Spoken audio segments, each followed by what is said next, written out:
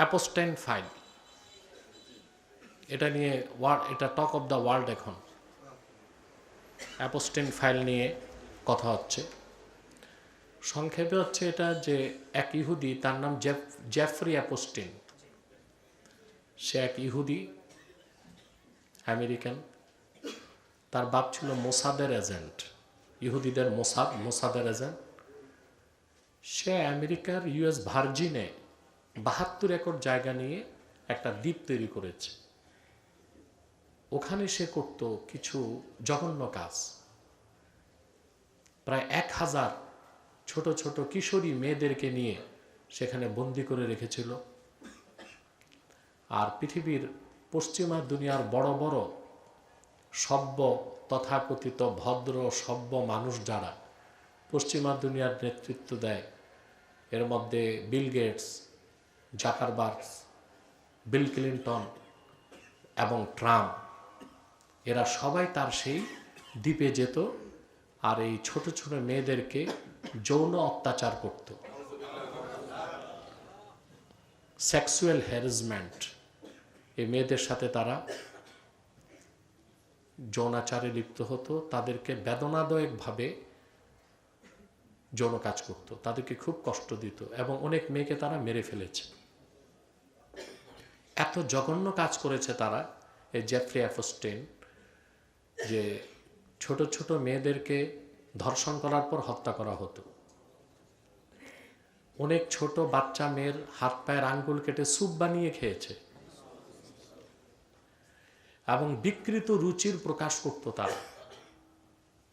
এখন এই জেফরি অ্যাপোস্টিনের যে ফাইলটা প্রকাশ পেল কিভাবে? এই কুলাঙ্গার ইহুদি গ্রেফতার হয়েছিল খুব সম্ভবত 2019 সালে। তখন তাকে জেল দিয়েছিল আমেরিকা।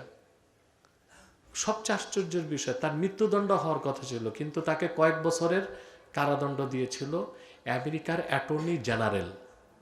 চিন্তা করেন, যে দেশ আইনের শাসনের কথা বলে, সে অ্যাটর্নি জেনারেলও তার সেই নির্মম পীড়াদায়ক যৌনপল্লীর একজন সদস্য ছিল।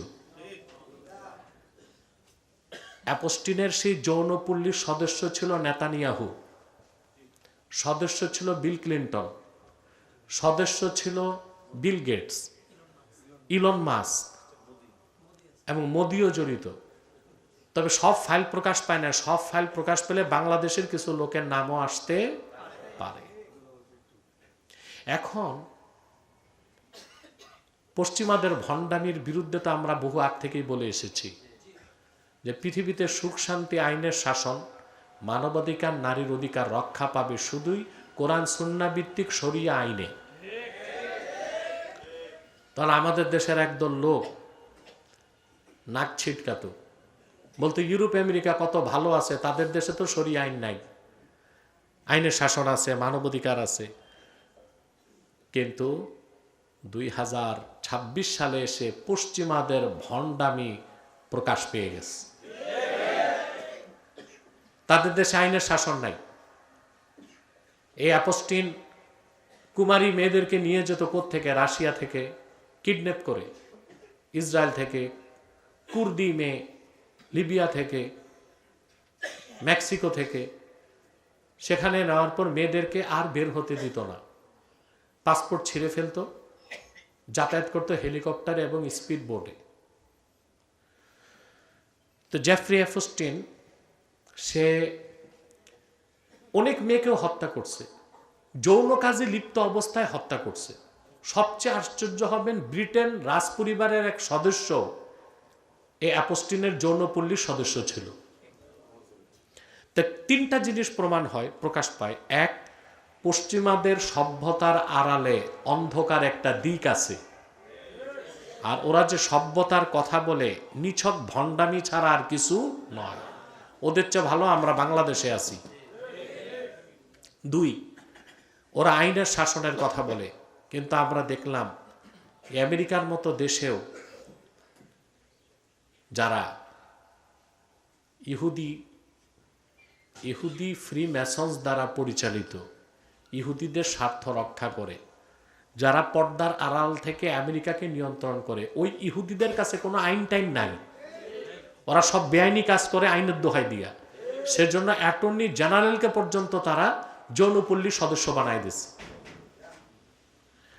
তারপর পশ্চিমা সভ্যতা যারা লালন করে, যারা পৃথিবীতে আমেরিকার সবচেয়ে বেশি নারীর অধিকার আর নারীর মর্যাদার কথা বলে, আফগানিস্তানে প্রশ্ন তুলে সেখানে নারীর অধিকার নাই, বাংলাদেশে প্রশ্ন তুলে নারীর অধিকার নাই, কিন্তু আমরা এই অ্যাপোস্টিন ফাইল প্রকাশ পাওয়ার পর দেখলাম নারী, মহিলা, নারী তারা ইউরোপ আমেরিকায় সবচেয়ে অরক্ষিত।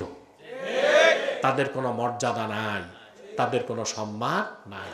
প্রকৃতপক্ষে কোরআন সুন্নাহ ভিত্তিক আইন ও সভ্যতাই পৃথিবীকে নিরাপদ করতে পারে, আইনের শাসন দিতে পারে, মানবাধিকার রক্ষা করতে পারে, নারীর অধিকার রক্ষা করতে পারে। পশ্চিমারা যা করছে ও বলছে নিছক ভণ্ডামি ছাড়া আর কিছুই নয়।